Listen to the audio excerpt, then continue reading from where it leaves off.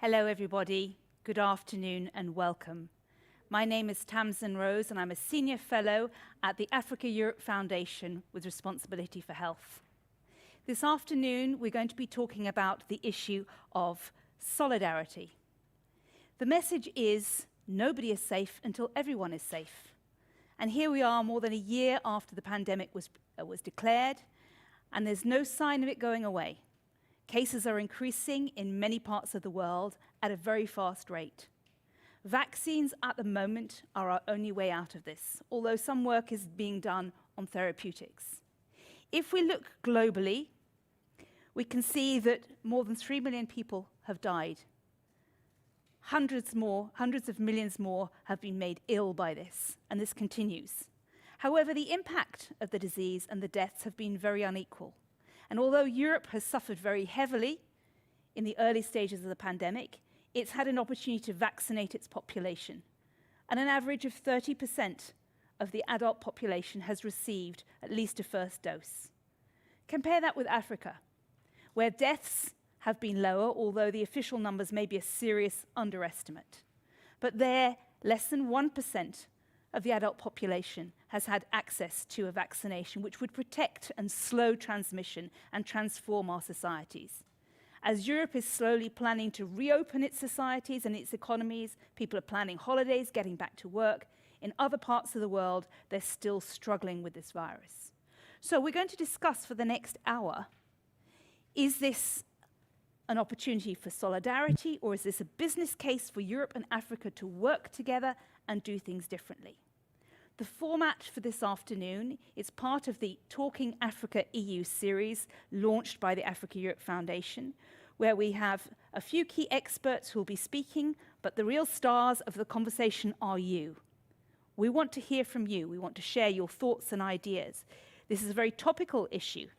Just 2 days ago at the Africa Financing Summit, they declared a commitment to double the COVID-19 vaccination rates for Africa through the COVAX facility. And just to remind everyone that the COVAX facility was designed to vaccinate 20% of the population, the most vulnerable and the healthcare workers. So 2 days ago, big political commitment to double that, but we don't have the vaccines available. They can't be bought, they can't be purchased because they've largely already been advance purchased by developed countries. Tomorrow there will be the G20 Global Health Summit, and they will be focusing on the global pandemic response. And they will be expected to make new commitments and new messages. So in between these two big events, we wanted to have a conversation with you and ask, how do we move forward? What's the relationship between Europe and Africa that could support local manufacturing of vaccines and medical supplies in Africa? So I'm delighted to introduce the two people who start our conversation. They're the two co-chairs of the Health Strategy Group of the Africa-Europe Foundation. So we have Professor Agnes Binagwaho, who's the Vice Chancellor and co-founder of the University of Global Health Equity, and she's our co-chair. She'll also be followed by Gunilla Carlsson, who is the co-chair of our group and also the strategy committee of the Global Fund, former development minister from Sweden and a long history of global health. Both of them have seen the developments and will help set the scene for us. So let me start by inviting Professor Agnes to share with us the message here, vaccine equity. Is this a case for Europe and Africa to develop a new relationship? Thank you, Tasmin, for, first of all, your warm welcome and greeting to all of you who have joined from all over the world to discuss this important topic of solidarity during such a crucial time in history. And yes, Tasmin, the answer to your question is yes. It is a new opportunity for new type of relation, more based on equity and dignity. Let me explain why.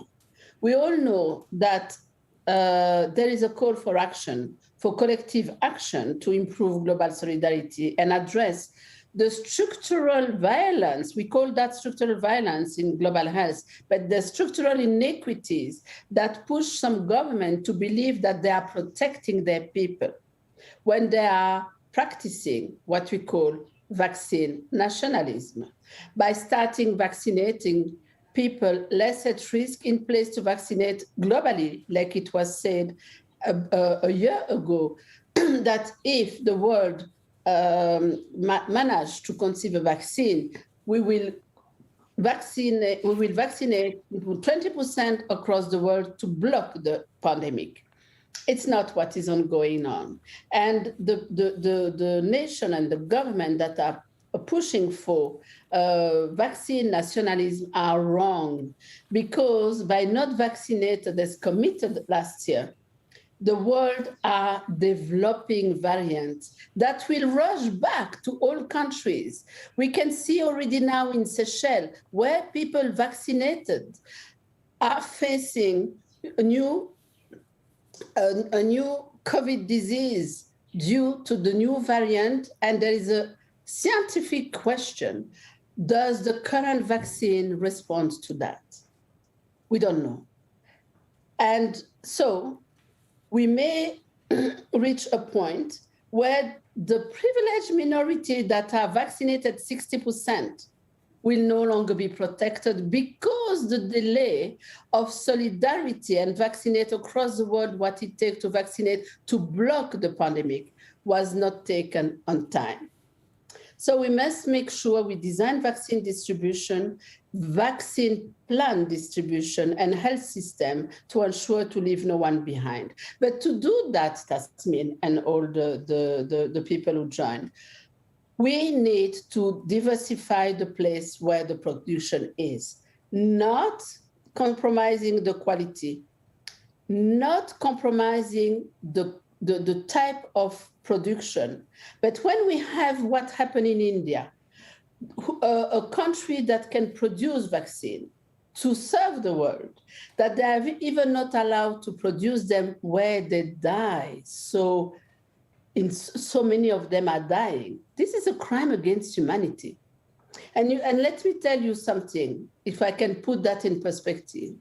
When we have somewhere a place, a person called dictator that killed 50,000 people, is bring to La Hague for International Tribunal of Justice.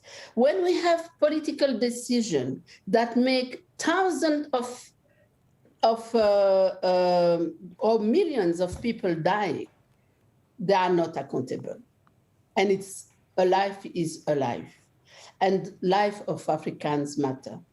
And by vaccinating and distributing differently, and by authorizing manufacturing on the African continent, and we have to discuss that to show that all the obstacles that people raise, incompetency, lack of capacity, doesn't matter.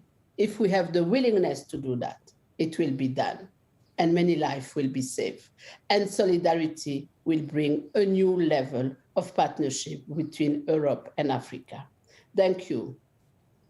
Thank you, Professor Agnes. A very strong statement about what solidarity actually means in practice. I'm going to launch our first poll because we wanted to hear from you, the audience. And the first question we're asking is, should Africa start to manufacture its own vaccines?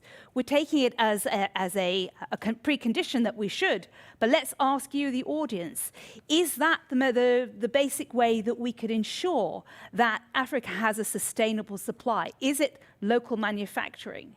And I'm going to leave that open for sort of another 10 seconds or so, but it's clear to me the message is saying, the overwhelming majority is saying yes, some are saying maybe.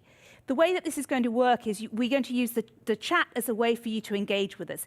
If you are somebody who voted maybe, tell us why in the chat. What would be the difference between yes and maybe for you? Why is it maybe? Bear in mind that manufacturing is complex.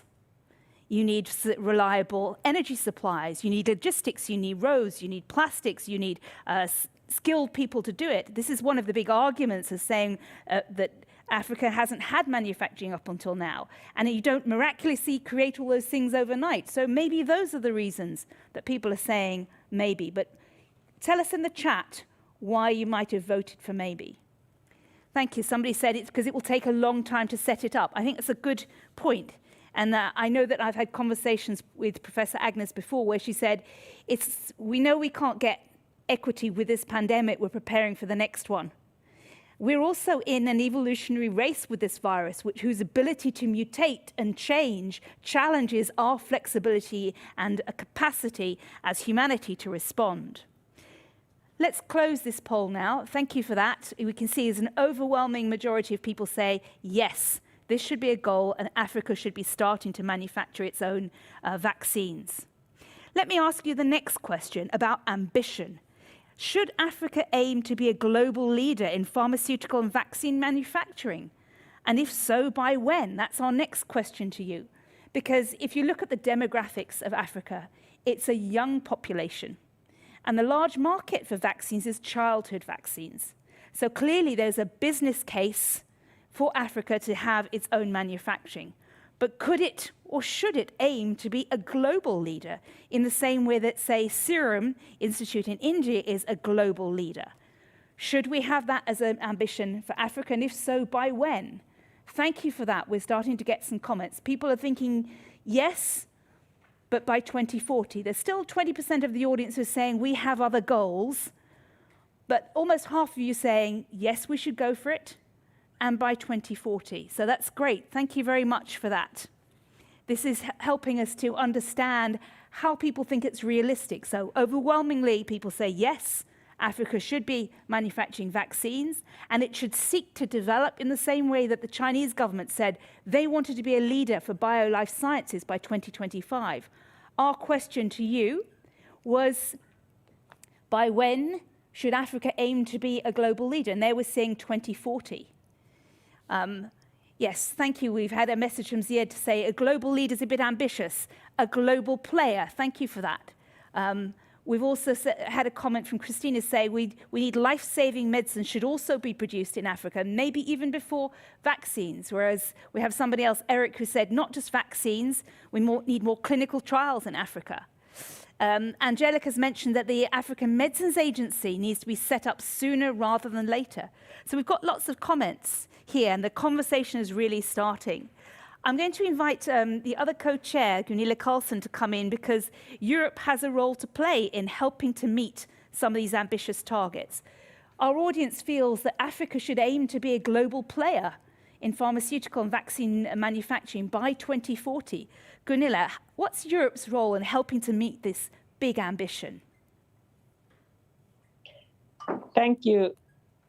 Thank you so much, Tamsin, for this event, and also Agnes for your very powerful start here. Of course, Europe should use this opportunity to take a look at itself. And I think the most fascinating thing is actually how pharma, for example, in my home country, Sweden, started out of that we collectively collaborated to give better health to people. We needed more pharma. We are not a vaccine producer really, but it's coming out from the wish of creating better health systems and to do all in that chain. Now, Europe has been a little bit occupied by itself, to say the least, due to this pandemic that has really created so much of internal tensions. But at the same time, thanks to science, we have a new mRNA vaccine type that came very timely. And the collaboration in science, but also with politics, have given us some hope and some new vaccines. And at the same time created this awful inequity. I just spoke with a friend of mine in South Africa, and he said that, well, with this phase of rolling out vaccines, it will take us 18 years to get herd immunity. I don't know if it's true, but I mean, it's so terribly injustice to just think about that we will not develop together. And also for Europe, the fortress Europe will really not be helped. We're trying to have this nationalism that we have seen around vaccines and the unwillingness to open up. And now this opportunity with Africa, with its capacity and with its ambition to become a player in this field, from strengthening health systems in their own countries and also have a good role on the continent with much more of collaboration due to this matters to people. We have a golden opportunity, and I hope that Europe could be more wise when it comes to the suggested IP waiver. at the WTO, or at least pressure for some more license to have intellectual property. But even more so, we should engage with the whole value chain around health and to coordinate with the Africa Union leadership to make sure that we are not only looking into how could more of manufacturing and skills and investments flow, and also that we can work with nurses coming back to the continent of Africa, but also to do the political hard work to make sure that pandemic preparedness, that resilience is also something that is part of the broader political debate, where a pandemic treaty would help and where EU and Africa share the same level of interest. So with that, I just wanted to end also with reminding about solidarity before when a pandemic hit Africa. I'm talking about the HIV pandemic and what we have learned over the 20 years. It's still unsolved business. And sadly enough, it's not only the COVID crisis that are creating socioeconomic tensions and death, it's equally that we are slipping backwards now on not only HIV, AIDS, but also TB and malaria. A lot of vulnerable populations are suffering immensely. And if solidarity is a test, it's now. And Europe has done it before. It can't turn a blind eye to what's happening right now and need to step up and to do two things at the same time. Thank you. Thank you very much, Gunilla. Clearly, we need to learn from the lessons of the past and move forward. I'm going to bring in another member of our strategy group, that's Björg Palsdottir, to mention you. Gunilla put the framework to say that the impact of the pandemic hasn't just been on COVID itself, it's been on other diseases. We've seen that the forecasts are that about 100 million people have been put back into poverty. We've lost a generation of advance in female and girl empowerment. Millions of girls around the world who stop school will not go back. You work a lot on the issue of equity. What would you like to share? Thank you so much, Tamsin. Well, I think it is really important that we, and I think it was mentioned in the chat, that our efforts and thinking not be fragmented or disease focused, that we actually think about strengthening health systems in general and look at the social determinants or energy infrastructure, IT, digital infrastructure, et cetera, so that we actually think of it as a systems response. We know there's going to be a future pandemic. I think this has been a very difficult lesson learned, and as much as we would, there's been efforts of solidarity. I think there's been quite a bit of a global failure if we're looking at it critically. So I think there's also a lot to probably learn from our failures, whether it's even as at European level. That also split and got fragmented. So I think it would be really important not just focus on vaccinations per se or a disease, but they really think about how do we build the infrastructure, whether it is surveillance, whether it's education, whether it's energy, et cetera, so that we take a much more holistic approach. You need dual track, you need focus on specifics rapid, but I think it is really important that we invest in the basic foundation.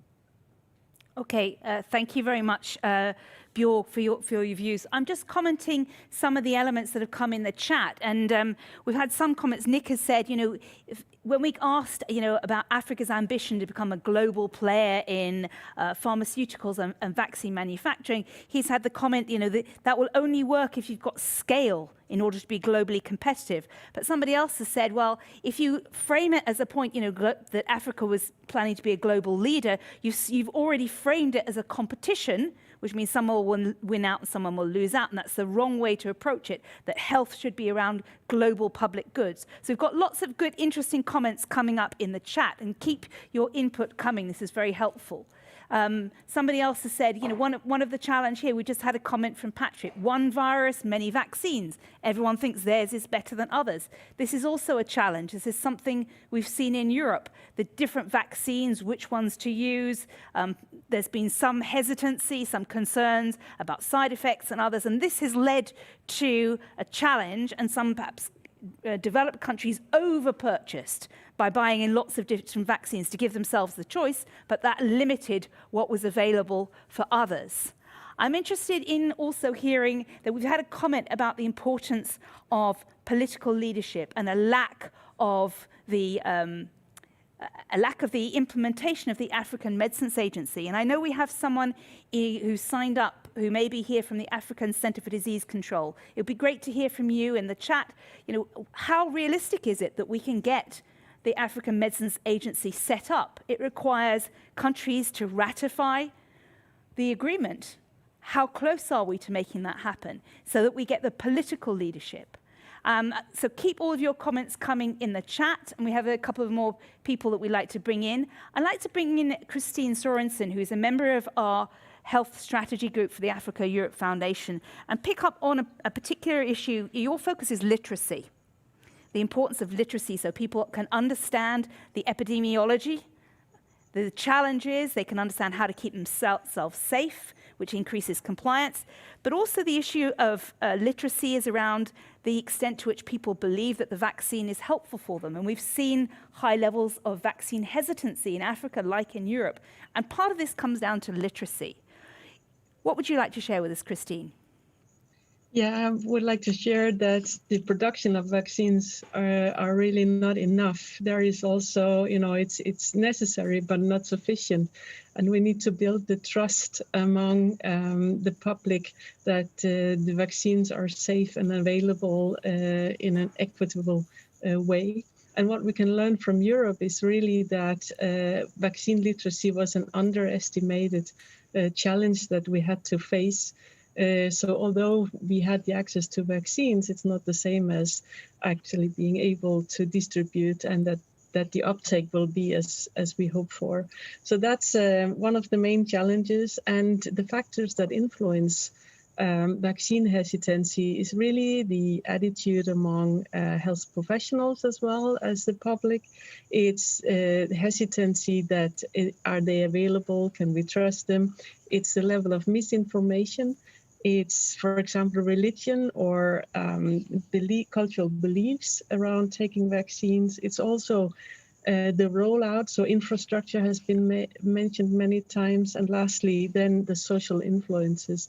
So literacy is not only about reading and writing and understanding the vaccine and how it works in itself and the disease. It's also understanding how does this roll out, what is it, why should I take it, what happens to me or my family or community if I don't.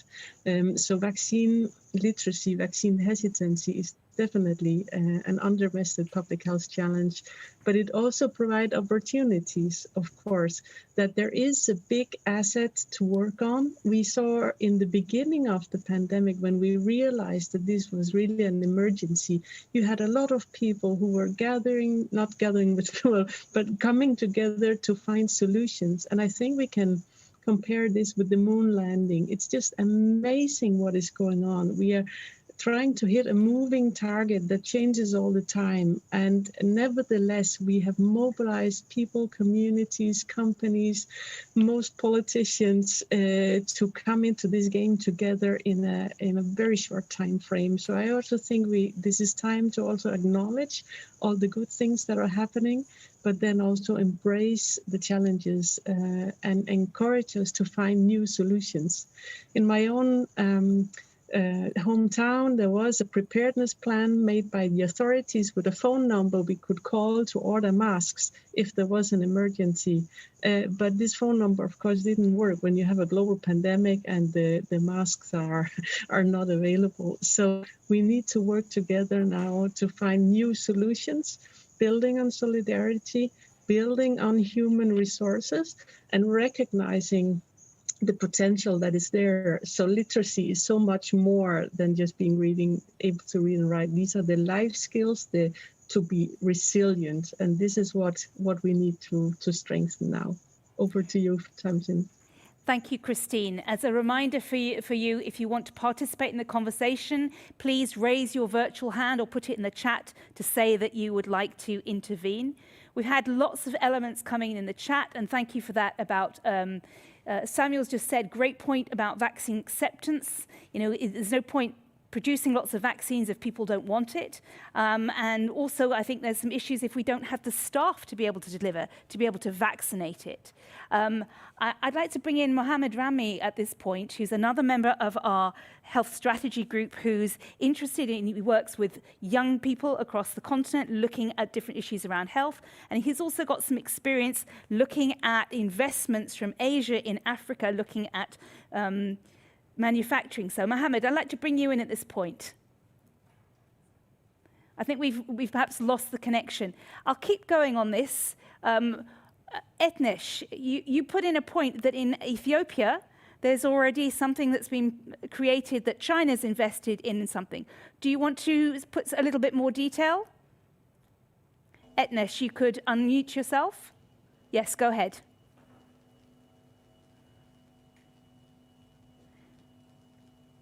We can't see you or hear you. There we are. Yes, we can see you. Go ahead.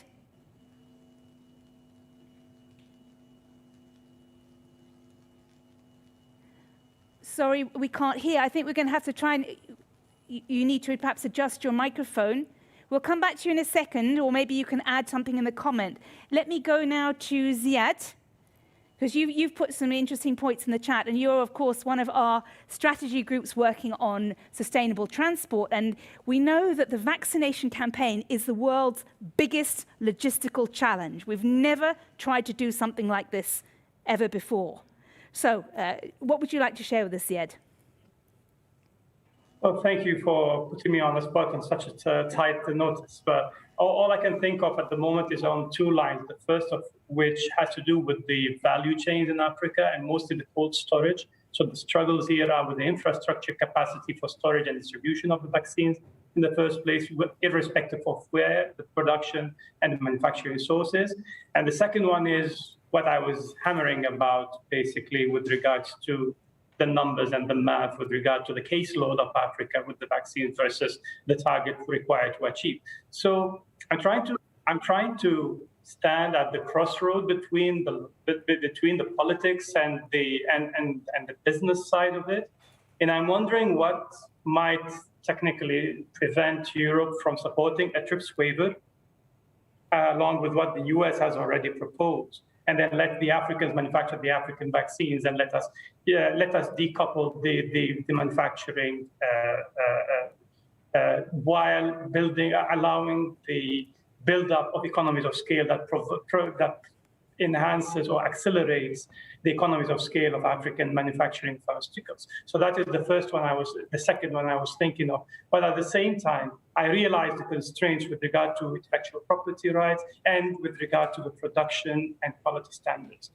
Now, the last point I might want to bring in has to do with an ongoing meeting of the special technical committees of the Economic Planning and Finance Ministers of the African Union. Today is the ministerial meeting, and they are discussing on the collective response on how to build back better, basically. And so global value chains or African value chains are being discussed. I believe that pharmaceuticals to be one of the value chains which the African Union would like to tackle as a whole. So politically, there is a political will to go in order to consolidate all of the sovereignty and all of the resources of Africa in order to go in that direction.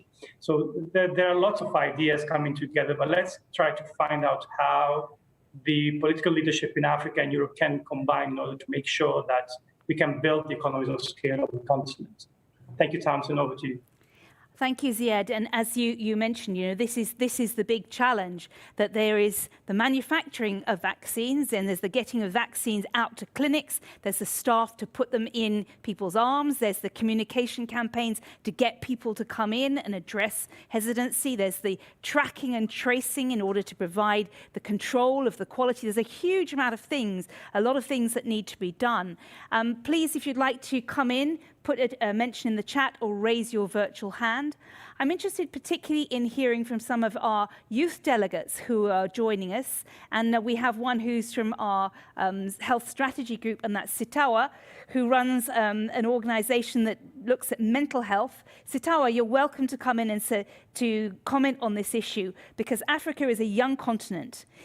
And with COVID, so far, the risk for younger people is much lower than it is for older people in terms of negative outcomes.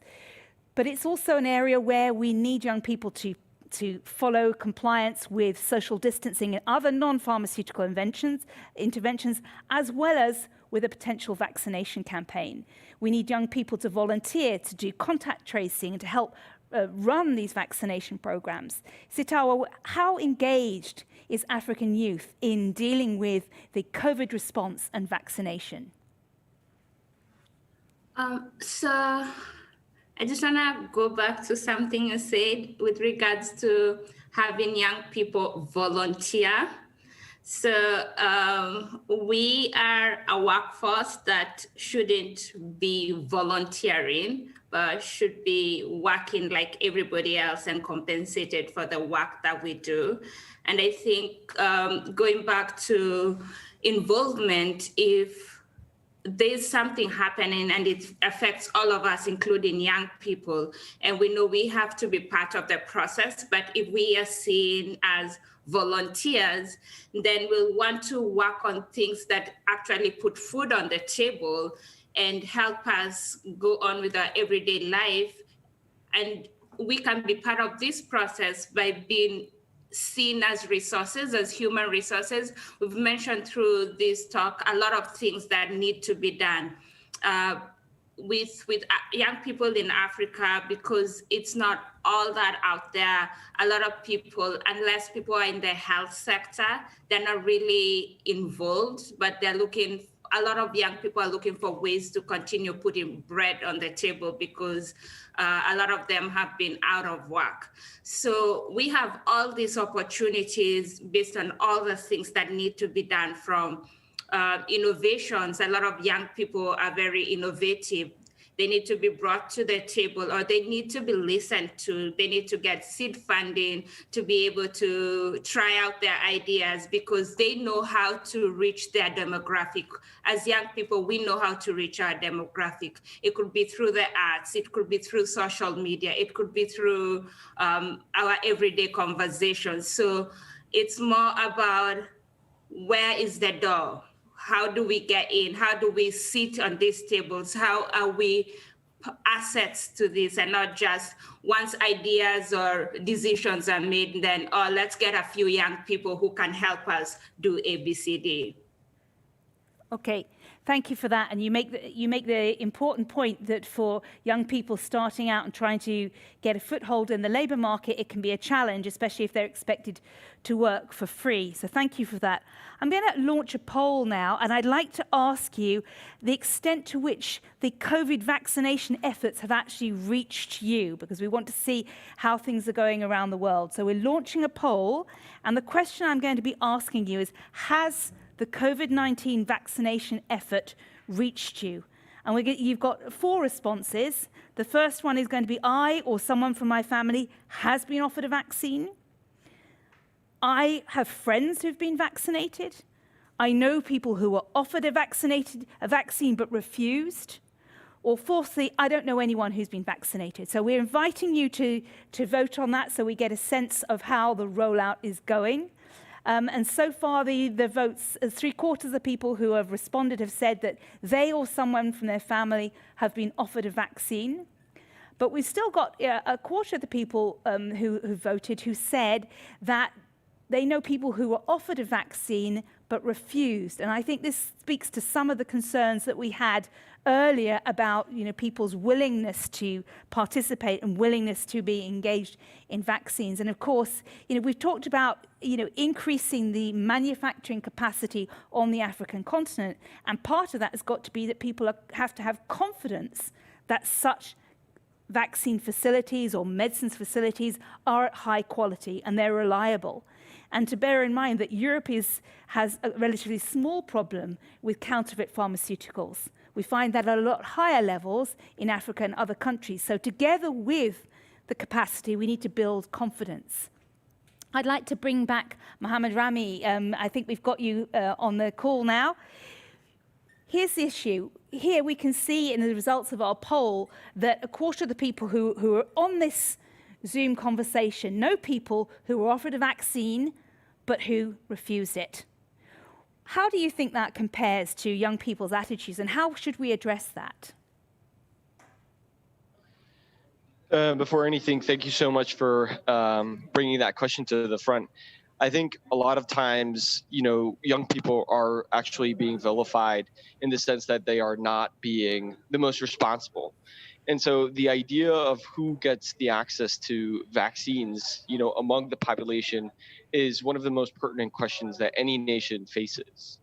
And so the idea behind that is to be able to really, mobilize youth in order to bring the people who are most in need of the vaccines in order to receive them. And so a lot of confusion sometimes happens with regard to, essentially, are the vaccines useful? Are they going to work? And, 2/3 of epidemiologists say that within the next couple of years, this vaccine is not going to be useful anymore because of the rapidly changing virus. And so bringing in youth in order to really mobilize that is something.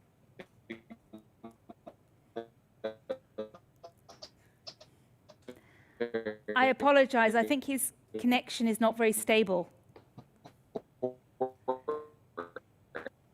Mohammed, I think we've lost the connection to you. We'll come back in a second, and maybe next time if we switch off the video, it might be a little easier. Let me invite Professor Agnes Bingawaho to come back in, because we've had lots of issues we've touched on. We've touched on vaccine hesitancy. We've touched on literacy. We've touched on the complications of a whole logistics chain. We've talked about the time frame. The audience feels that Africa could aim to be a global player in pharmaceuticals and medicines and vaccines by 2040.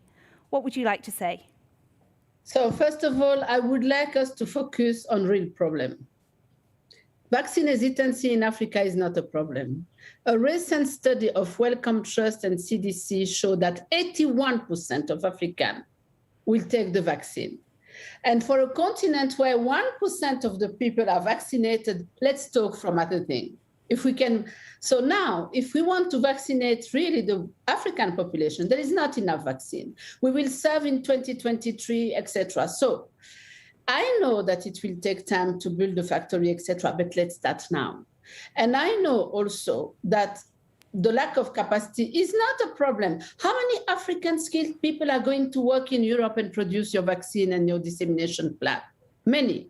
So we can borrow people to come and help us to do the same thing. We have people in Cuba, in China. We have people in Russia. We have people in so many countries who can do quality vaccine, who can help us to have in one or two centers a couple of people that can help start and transfer capacity. So resources, skills, hesitancy are fake problems. The problem, the true one, is the willingness. Second, the protection of fake products, it's not so complicated. Let me tell you, I have been a minister of health and I know how we did it. In my country, there was study after study, zero fake. So African Union will put people to protect those factories. now the other problem was what, Tasmin?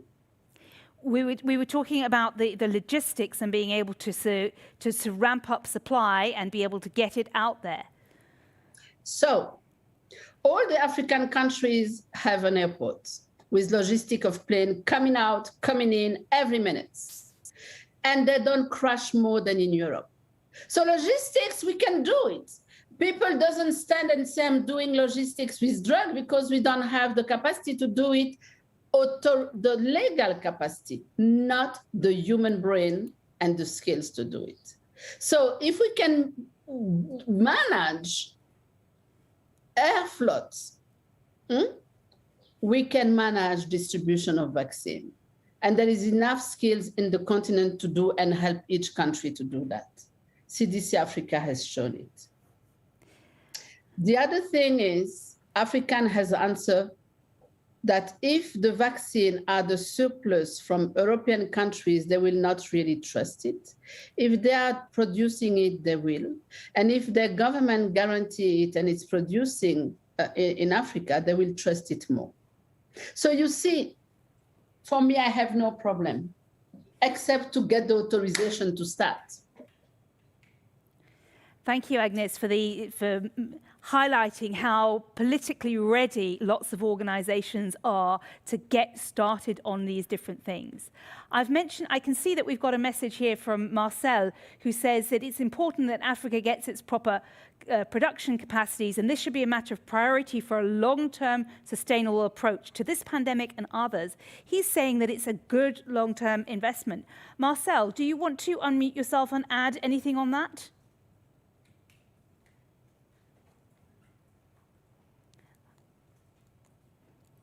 Marcel Rogen, you put in the chat about it would be a good investment, help technological progress, besides being the right thing to think. Okay, go ahead, Marcel, unmute yourself. You're still, that's it, great. Sorry. Can you understand me? Yes, we can. Okay, sorry, yeah, not much, but I think it's obvious, you know? And I mean, the money is there. It just requires a leap of people have to realize that this is not just the average development issue. This is a serious pandemic, and I have full trust in the African capacities, as mentioned by the previous speaker. So it's really, I think it requires a different mindset in, let's say, in the developed world. And we should just do it. So I think it's not so complicated. It's a matter of political courage and leadership. And, you know, although it may take 1 year to set up a facility, and I mean, what is a year? I mean, it's a long-term investment. So that's what I have to say. Thank you for that, Marcel. And let me bring in, I think we have some more youth delegates who we'd like to hear from. Nuran and Marius, if you would like to signal if you'd like to say something, that would be great. We'd like to hear from you. I'm interested in, maybe while I'm at this, I will ask another question to you all through another poll. The question I'm going to ask you is, what is the fairest way for vaccines to be distributed around the world? We've talked about the fact that up until now, vaccines have been allocated to countries that are able to buy it the first to sign a contract. We have the COVAX facility, which is at the back of the purchase line to buy these things. So if our message today is about solidarity, what should be the fairest way for vaccines to be distributed around the world? And we're going to give you multiple choice. We're asking you, how about a lottery system? So there it is, as random as whether you were born in a richer country. Should it be to do with the size of the population? What about a price auction? So the people who can pay the most should have the fastest access. What about the urgency of the epidemiology situation? So if you've got an outbreak like you have in India right now, the vaccine should be rushed there. Or the final option, how about by WHO decision? So you have the opportunity in to make 5 choices. It's multiple choice. Unsurprisingly, nobody thinks a lottery system would be the fairest. That's got 0 votes so far. The vast majority, 3/4, are saying that the fairest way would be according to the epidemiological situation. And that's shifting a bit because a quarter of people are saying actually WHO decision, and presumably they would base it on the epidemiology, that those two should be some of the deciding factors. Another quarter, 25%, is actually it's the size of the population. If you're a big country, and therefore presumably there's a potential for the virus to move much faster into some of the bigger cities, that should be another factor. And in fact, the way that we've got it today is more or less a lottery system. Countries that had good connections to pharmaceutical companies or happened to have manufacturing capacity on their territory were able to access the most amount. And nobody on this call thinks that's the best way. Nobody thinks that's the fairest. So we've got the importance of the epidemiology and using the WHO to identify where it should be. And this is what you as the audience feel is the fairest way to do it. We've got some here, we've got lots of comments that this poll has started. So people said, it depends on the available data. Some countries may not be able to showcase their urgency if they don't have the data collection. So, Angelica said countries' health systems must be ready to distribute and use the vaccines. You know, there's a lot of logistics involved. You need to have a lot of staff. Many countries suffer from shortages of trained healthcare workers. So that needs to be put in place as well to make this happen. Somebody else has said distribution should most likely be evidence-based, and being proactive is more important than being reactive. So forecasting the trends, if you see that the cases are doubling, then you can see where the epidemic is moving next. So we need advanced real-time information from all these countries in the world that needs to go through a clearinghouse that helps us understand where to go. But that still would all mean that we need some central mechanism to distribute, to stockpile, distribute, and allocate the doses where they're most needed. Mohammed Rami, you've come back in and you said one of the big elephants in the room is China's foreign health policy and their emerging health silk roads, which is rivaling EU efforts. Would you like to come in and mention that? Because you've added a new geopolitical context to this, because Africa and Europe are clearly two continents, but not they're the only one. So I will invite Mohammed to come in, and maybe if you keep your video off, we'll have less problem with the connection. And then I'll be coming to Gunilla. Mohammed, go ahead. Yeah, so I hope that the internet stays stable for the time being. So the idea of really addressing this big elephant in the room is how China is really emerging during this time as a key player in global health. And what it's really doing is that it's approaching kind of vaccine production within Africa very differently from the EU. So it's less so of the idea of exchanging, a certain amount of vaccines or donating it, but rather really finding, the pathway to making production possible. And so I think one of the things that we were talking about before was thinking about this as a business problem or thinking about it from kind of a moral stance. So I think that really a holistic approach to this, which would beat kind of an approach of China as business oriented, is something that the EU can really use and really think, how can we be able to support not just the technological advancement of African countries, but also be able to do it, with compassion and rather than approaching it from a donation standpoint. And this is very clear when we look at Egypt, where China is the country that landed that deal in order to have vaccine production here, right? Not any other EU or the US in that case. Thank you, Mohammed. Let me invite Gunilla to speak. And I just also mentioned, seeing that we've got a few more comments in the chat talking about how multilateralism is absolutely critical to solidarity. And the WHO, for better or for worse, is our mechanism to do this. Gunilla. Thank you. And I thank you for a very vivid discussion. And I'm stuck with what we spoke about in the very beginning, because I think the whole drama now around the COVID situation has really highlighted the importance of health from a socio-economic point of view, but also for geostrategical, as we heard, and global economy. So it's both very, very local and a very global issue. And it's the COVID and the need for vaccines is a good starting point to discuss solidarity. But health is also about basics. I mean, the best innovation in better health and health care is actually to have clean water and sanitation. And secondly, it's vaccines. And if we look also now to where we need to really show the global solidarity, it's not just only the vaccine, it's now the full approach that we are discussing and greater collaboration between Africa and Europe, but equally also having this dimension of human rights and equity. Because it's actually that so many people are still suffering today because they don't have the right to health. They are excluded. And I think here, again, there is so much of common ground for EU-Africa collaboration. And the willingness and the capacity is for sure there in Africa. So it's really something now to get started. And this could also be an economic arena. I think, cost. People talk about health as a cost, but it's actually an investment. And hence, I think with this local value, the global value chain around health and well-being is also something where Africa can tell and learn Europe a lot. And vice versa. We have these pockets of people really being excluded and not yet served, even on HIV, TB, and malaria, coming back to this. So don't just only get this to a COVID discussion, I think. The case for better health.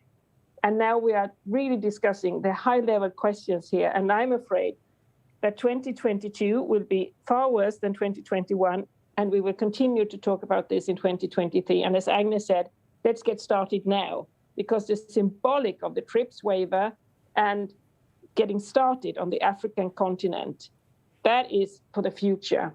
But it's a very, very hopeful and good sign that we are actually discussing right now. Thank you so much. Thank you, Gunilla. And I'm going to come back and ask Professor Agnes to respond on that, because we've talked about the political will and the readiness of countries to press the button and go and get started. But surely one of the preconditions in Africa is that the African Medicines Agency can be set up, because this provides a regulatory framework to oversee the pharmacovigilance. It's the guarantee of quality and safety. And yet we haven't yet had the number of countries that are needed to ratify that agreement in order for it to happen. So we have heads of state on the one hand saying we need to do something and taking leadership on pandemic. We've got financing being brought on stream. We've got big plans for it, but we still need that political commitment to say, let's build the institutions. Professor Agnes. That's again, a fake problem. You know why? There is enough countries with head of state willing and have signing with parliament to have ratified that, to put the factory there. Second, do you believe that those countries who doesn't ratify, they will, if it passes, if there is an opportunity to build that, let me tell you, not 6 months before all African countries have ratified. But now, even the countries who didn't ratify now, you believe they don't give the vaccine, other medicine? How do they certify a medicine is good? They use FDA, they use other agencies for the time being. So I don't want us to take any excuse to not start now. Everything will be in place before the first machine will roll out for producing the first vaccine on the African soil. And everything will be in place. Trust Africa. Thank you for that. I think that's a very important message, because in the past, there's been a lot of questions raised about whether there were the skilled personnel, whether there was the research capacity, whether there was the logistics, the cold chain, the financing. All of those things are now slowly being put in place, or rather quite quickly, rapidly being put in place. So then it comes down to this fundamental question, as you've left us with, Professor Agnes, trust Africa. We need to have a relationship, and this is where Europe needs to step up. And as the Africa-Europe Foundation, this is at the heart of the conversation we want to have. If there is a full trust and an equal partnership, what do we do next? What could the two continents deliver if they leveraged their capacity and their political connections? I think that's very much an open question and one we're seeking to explore over the next 6 to 12 months. But I'm inviting in our last 5 minutes to have messages from other people on our chat. If under that big challenge that Professor Agnes has left to us, trust Africa, what would that look like for Solidarity for Health? How would you see the first signs that there is trust in the continent's capacity to move towards becoming global players in pharmaceuticals and other vaccines? What would it look like? Samuel has mentioned that countries in Africa need to be able to get the vaccines on their own merit rather than it to be humanitarian. We've made it, several of our speakers have said there's a business case, there's an opportunity, but what's holding it back is the fragmentation and the need to come together. Professor Agnes has challenged that and said, it's there, we're ready to go, we need to start moving now. So let me ask you now, what would be the signs that we've got the kind of trust in Africa's capacity to respond? How would we see that?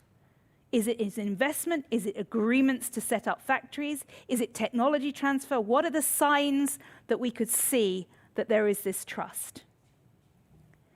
And we've had a message from Mohammed, thank you, which says that EU and Africa need to focus on building local talent and exchanging their technology to advance capacity on the ground. I think this is a good point. There's been some slow investment in, developing very high technical skills amongst African health researchers, but there's still some way to go. Who else would like to put a comment? Marcel said, trust would look like setting up a technological joint venture that could start tomorrow. That's a good point. Let's see how it works. We know already that the African Centre for Disease Control has already identified 4 or 5 sites across Africa as being high potential. They're ready to go. So let's see what we could deliver. Ziad, I think you have your hand raised. Yeah, thank you. Just a quick one to follow up on what Marcel was saying and emphasizing the fact that there is a business case for setting up vaccine production. You might be aware that one of the subcommittees of the Strategy Group for Transport and Connectivity was specifically about looking into the finances of infrastructure. And I am thinking here, and it's a germ of an idea actually, based on what we're discussing, that one of the actual reflections of the interest or the success in setting up vaccine production in Africa would be by the pledges of businesses in establishing these kinds of factories. And I don't want to chase a red herring, but it might be something for us to consider later on into the discussions of the finance subcommittee of whether we could specifically design, not just for infrastructure as in roads and ports and others, but specifically perhaps just to mull the idea of trying to set up this kind of meeting with European investors who might be interested in setting up manufacturing production for vaccines across Africa. I think it's an idea worth consideration, even if it is too short notice. Over to you, Thank you, Ziad. And I see we've got a couple of comments coming up in the chat about the importance of investing in human capital, young people. We need to avoid the brain drain because this takes away the future scientists, researchers, the data experts who would be needed. So this is an investment in young people today. Gunilla has said, that we'd like to see new tech investments in parts of Africa, that it's not only health and pharmaceuticals, but other technology transfers that are getting started. But we need to scale up. And right at the beginning of our conversation, when we asked, should Africa become a global leader or a global player, Nick said, it will only work if we can get it to scale so that the companies that are being set up on the African continent are globally competitive and are able to function in this. So again, Gunilla said it's about scale, that it's not just a pilot project, but that you see serious long-term sustained investment in capacity. Ladies and gentlemen, we've come to the end of our time together, and I think you would agree it's been a lively and very interesting exchange. We started by looking at the difference, the lottery system. If you were born in a developed country, you were highly likely to have had access to vaccines now, as well as universal health systems and others that have supported you. If you were born in Africa, you've not had access to that. We've discussed how deeply unfair that is, And on the basis of solidarity, what would it look like if we approached it differently? And we ended on that strong note from Professor Agnes, which said, trust Africa. The political leadership is being put in place. The decisions are there. There's the skills, there's the research capacity, there's the interest. And it's time now to give Africa the support and the space to develop a response to both this pandemic and future pandemics. So thank you very much for all of your participation, your active engagement. Just to let you know that future highlights that are coming up include the European Development Days, where many of these topics are going to be talked about. And here on screen, you've got a special event from the Africa Europe Foundation for the Women's Leaders Network. And they're looking not just at health, but issues like clean cooking and women's empowerment. We also have a special event on youth, biodiversity, and climate action. Young people came up a lot in our conversation today about their role in the brain drain and supporting the new development of the skills. So there'll be an activity in the European Development Days. We're delighted to say that the Africa Europe Foundation will be publishing later today an op-ed piece on the TRIPS waiver, calling on European countries to step forward and support this proposal that has the support of the Africa Union, the WHO, and other civil society and health leaders to say, yes, it's not a silver bullet. It's not the only thing that's missing for vaccine equity, but it's a critical symbol. It's a sign that we can trust Africa on this path to becoming what we hope a big global player with more self-sufficiency and sovereignty in medicines, in vaccines, and in the health sciences. Thank you all for participating, and we look forward to seeing you at the next Talking Africa event. Goodbye from Brussels, and thank you. Thank you. Bye-bye. It was great. Yes. Thank you. Bye-bye. Thanks to all. Bye, everybody. Bye. Thank you all. Thank you. Bye.